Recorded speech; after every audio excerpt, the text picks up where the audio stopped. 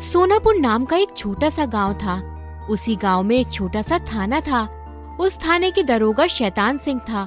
जैसा ही उसका नाम था वैसा ही उसका काम भी था। शैतान सिंह एक मक्कार किस्म का ऑफिसर था। एक तरह से कहा जाए तो वह कानून का रक्षक नहीं बल्कि भक्षक था। वो पूरे गांव में रोज घूमा करता था और जो भी लड़की को देखता उस पर गंदे गंदे कमेंट करता था। एक दिन पिंकी कॉलेज से वापस घर आ रही थी, तभी अचानक रास्ते में पुलिस वाला आता है और उसका रास्ता रोक लेता है। अरे कहाँ हो आजकल हैं? दिखती भी नहीं तुम तो।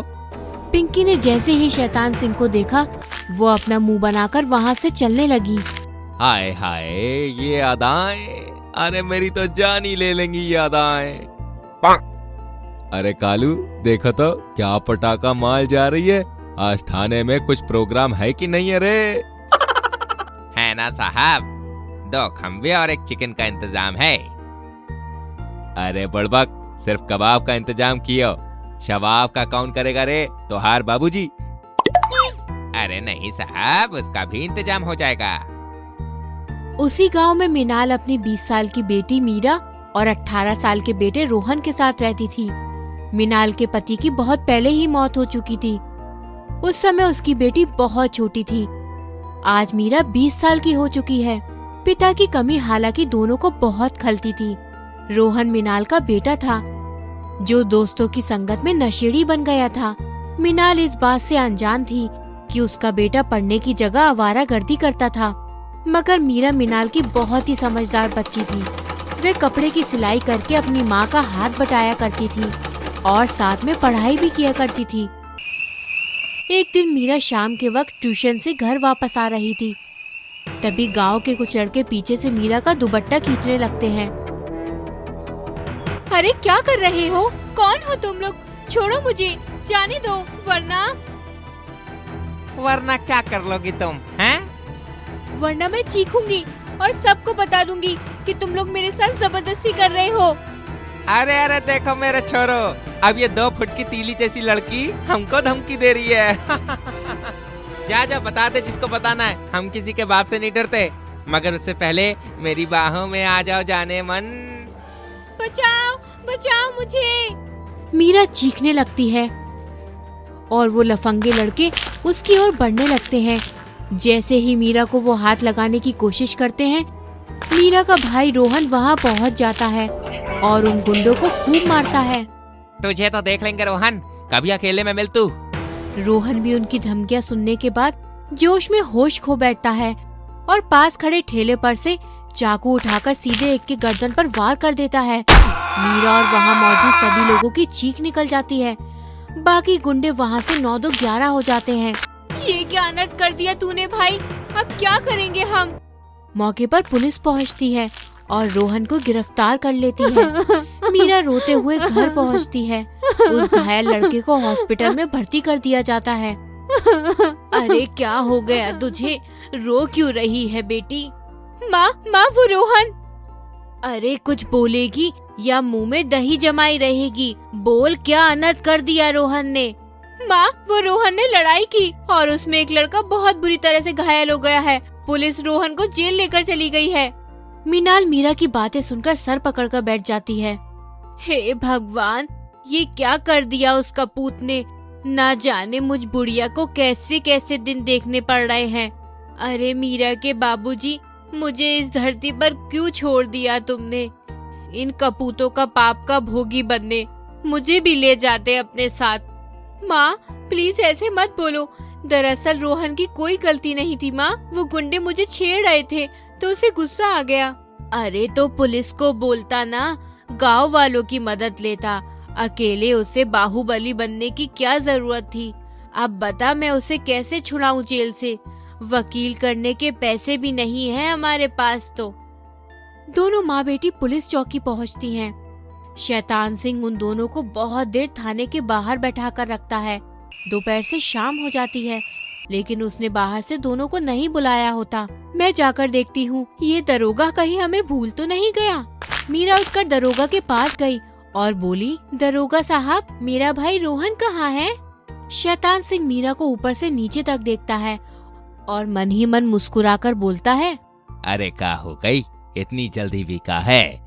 थोड़ी देर बैठ जाकर। तेरे भाई ने एक आदमी के मर्डर करने की कोशिश की है, ऐसे कैसे छोड़ दे हमू का? मेरा का फायदा होगा इसमें? शैतान सिंह अपनी कुर्सी से उठकर मीरा के पास पहुंच जाता है। मीरा बोलती है, उस लड़के ने मुझे छेड़ा था, इसलिए मेरे भाई ने उसे मारा। देख, तू बुरा ना माने तो एक बात बताऊं, अरे तू है ही इतनी सुंदर कि किसी की भी नियत बिगड़ जाए थारे पे तो। ये आप क्या कह रहे हो साहब? सही तो कह रहा हूँ। देख, अगर तू मेरी बात ना मानेगी तो तेरा भाई लंबे समय के लिए अंदर जाएगा। क्या चाहिए आपको? मैं सब देने को तैयार हूँ, मगर प्लीज मेरे भाई को छोड़ दीजिए। सोच ले छोरी। मैं वादा करती हूँ, जो मुझसे बन पाएगा वो मैं सब दूंगी आपको। मैं जान तक दे दूंगी, क्योंकि मेरा भाई मेरी वजह से जेल में है। अरे ना ना ना, मैं इतना निर्दयी थोड़ी ना हूँ जो तुझ जैसी हसीन जवान लड़की की जान लूंगा। मेरे साथ एक रात बिता ले, बस इतनी सी ख्वाहिश है मेरी। दूसरी सुबह भाई को ले जा, मंजूर है तो बोल, वरना आगे तेरी मर्जी है। तभी मीरा की माँ अंदर आती है। ये क्या बोल रहा है तू? जरा भी शर्म नहीं आई? हम गरीब का फायदा उठाते हुए तुझे बेशरम। ऐ बुढ़िया, मैं फ्री में तेरे बेटे को नहीं छोड़ूंगा। ये फिलॉसफी मत झाड़ यहाँ पे। शर्त मंजूर है तो बोल, वरना यहाँ से दफा हो जा। माँ शांत हो जाओ प्लीज। इंस्पेक्टर साहब, मैं तैयार हूँ। हाँ, ये हुई ना समझदारी वाली बात। अरे तेरा भैया बड़ा किस्मत वाला है। जा बुढ़िया, आज तेरी बेटी मेरी अमानत है, कल दोनों को ले जाना। ये क्या करने जा रही है तू मीरा? मीनाल को मजबूरी में वहाँ से जाना पड़ता है। दूसरी तरफ मीरा इंस्पेक्टर के पास जाकर खड़ी हो जाती है। इंस्पेक्टर मीरा को एक खाली हिरासत में ले जाता है और मीरा के साथ जबरदस्ती करता है। मीरा और रोहन घर पहुँचते हैं। मीरा, तू ठीक तो है मेरी बच्ची? माँ, मैं जेल में था और तुम मुझसे पूछने के बजाय इससे पूछ रही हो ये ठीक है या नहीं? क्या हो गया इसे? वो गुंडे फिर से आए थे क्या माँ? मीरा की आंखें भर आती हैं। वो दौड़ते हुए कमरे में चली जाती है और खुद को अंदर से बंद कर लेती है। शाम होते ही मीनाल दरवाजा पीटती है। मीरा, दरवाजा खोल बेटा, नाश्ता कर ले, शाम हो गई है। बहुत देर तक अंदर से कोई जवाब नहीं मिलता। तब मीनाल परेशान हो जाती है और रोहन को सारी बात बता देती है। तुमने ऐसा कैसे होने दिया माँ? मेरी बहन की इज्जत के बदले मुझे आजादी नहीं चाहिए थी। अरे इससे तो अच्छा था कि मैं जेल में ही मर जाता। रोहन दरवाजा तोड़ देता है और देखता है मीरा पंखे से लटकी मिलती है। मीनाल और रोहन भावुक हो जाते हैं और मीरा का अंतिम संस्कार करते हैं। रोहन अब बड़ा होकर बड़ा अफसर बनना चाहता है ताकि इन पुलिस वालों से अपनी बहन का बदला ले सके, इसलिए वह खूब मेहनत करता है।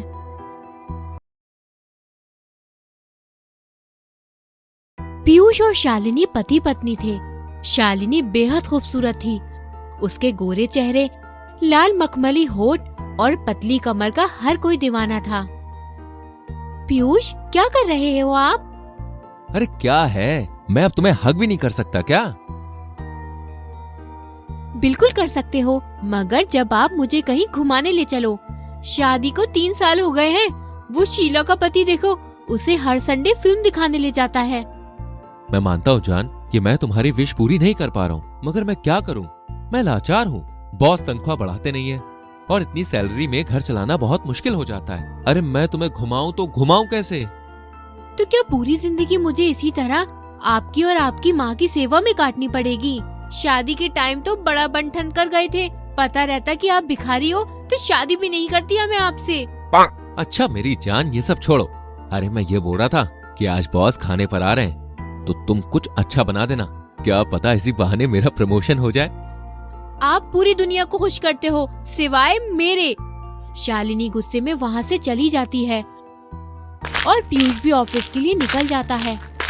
अरे शालू, देखो जरा हमारे घर कौन पधारे हैं। शालिनी पीयूष की आवाज सुनते ही अपने कमरे से बाहर आती है। लाल रंग की साड़ी में वे कहर ढा रही थी। बॉस उसे देखते ही अपना होश गवा बैठता है और कुछ देर तक उसे देखता ही रहता है। पीयूष समझ गया था कि बॉस को उसकी बीवी पसंद आ गई है। शालिनी, आप क्या करती हैं? जी मैं हाउसवाइफ हूँ। आप कोई काम क्यों नहीं करती? आप मेरा ऑफिस ज्वाइन कर लीजिए। आजकल औरतों का इंडिपेंडेंट होना बहुत जरूरी है। जी मुझे कहाँ कोई काम आता है। आप हमारी कंपनी में मॉडल का किरदार कर सकती हैं। अगर आप इंटरेस्टेड हैं तो मुझे बता देना, मुझे आपके हाँ का इंतजार रहेगा, ठीक है? बॉस खाना खाकर चला जाता है और वहीं शालिनी। अरे इतना अच्छा ऑफर तुम कैसे ठुकरा सकती हो? हमारी लाइफ बदल सकती है। वो ठरकी बुड्ढा मुझ पर लाइन मार रहा था, आपको दिखा नहीं क्या? अरे तो क्या हो जाएगा? अरे तुम उसके संग प्यार का नाटक कर लो ना। ये तो सोचो, हमें रोज रोज की परेशानियों से मुक्ति मिल जाएगी। शायद आप ठीक कह रहे हो, मैं सुबह ही ऑफिस जाती हूँ। शालिनी भी पीयूष की बातों में आकर बहक जाती है। पैसों के लालच में उसने अपनी आंखों पर पट्टी बांध ली थी। सुबह होते ही शालिनी ऑफिस के लिए निकल पड़ी। मे आई कम इन सर? अरे शालिनी आप? हाँ, अंदर आओ ना। ठरकी बुड्ढा अपने चेयर से उठकर बाहर आता है और शालिनी को पीछे से पकड़कर बैठ जाता है। बताओ कैसे आना हुआ आपका?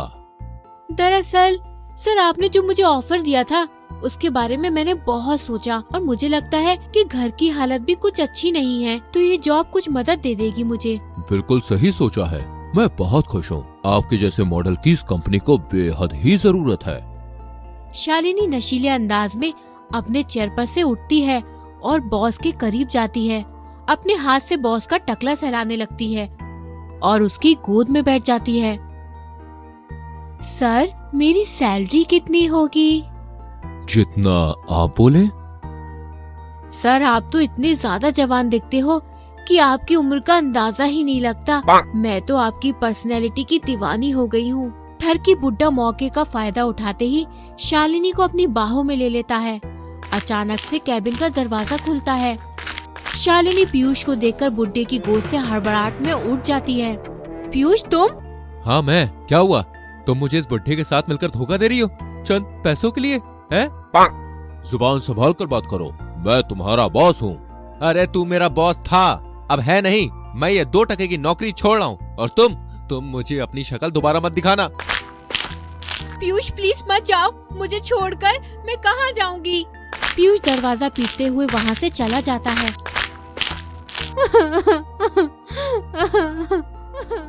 अरे तुम रो क्यों रही हो? मैं हूं ना तुम्हारे साथ। और आपकी पत्नी का क्या?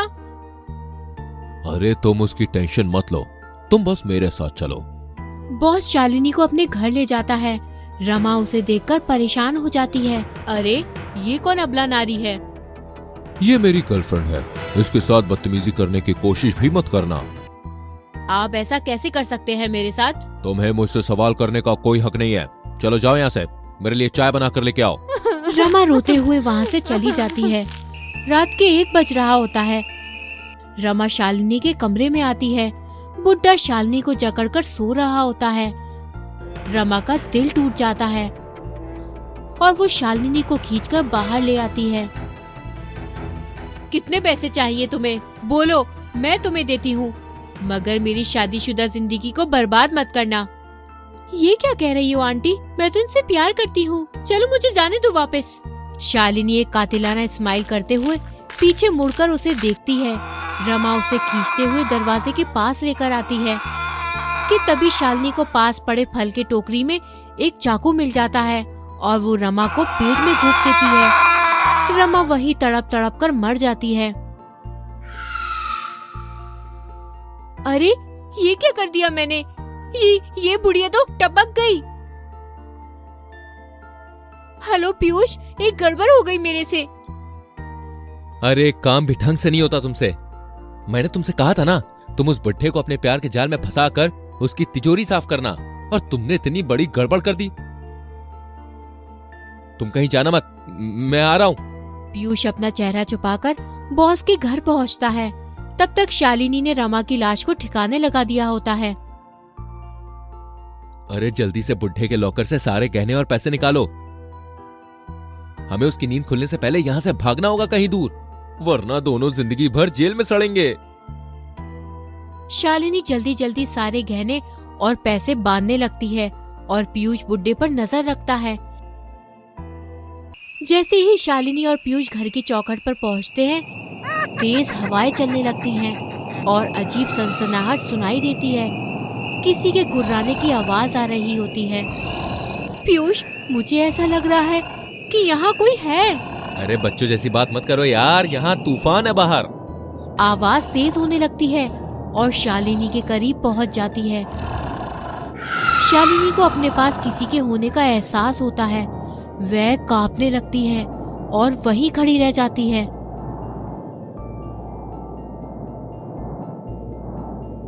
शालिनी चलो, क्या कर रही हो? पीयूष, यहाँ कोई है। मुझे लगता है रमा का भूत है। वे बदला लेने आई है मुझसे।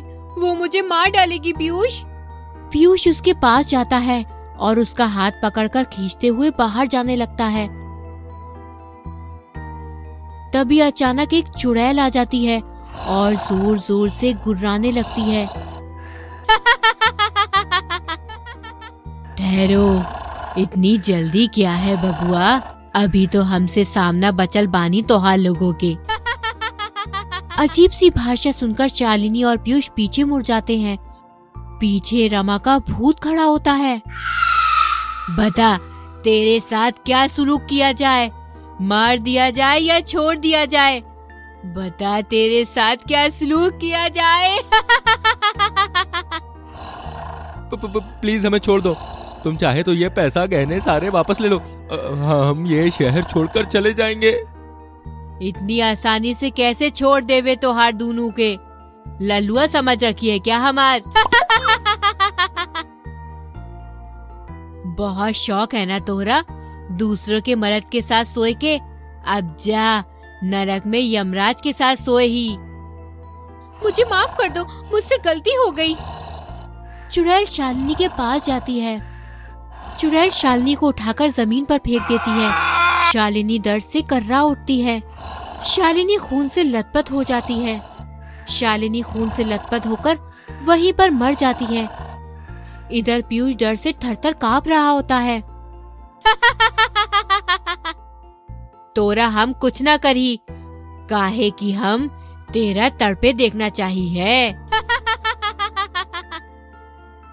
कुछ देर में पुलिस वहां आ जाती है और पीयूष को शालिनी के मर्डर के इल्जाम में पकड़ कर ले जाती है।